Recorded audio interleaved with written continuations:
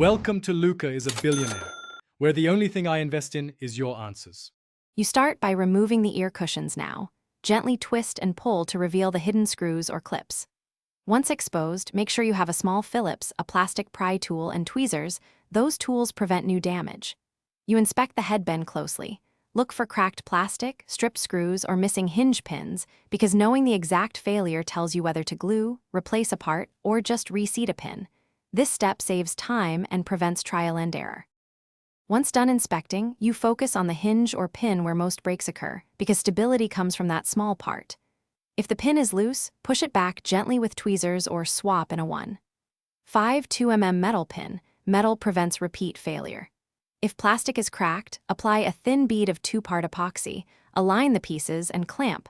Let it cure fully, usually 10 to 15 minutes, since partial cures leave weak bonds. Make sure not to over-tighten screws during reassembly.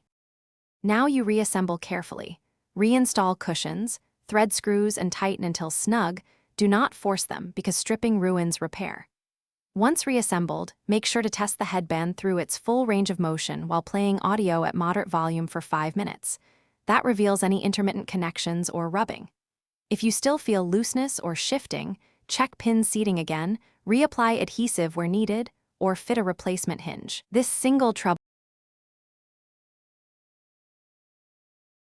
Thanks for watching and please subscribe. It's the best investment you'll ever make.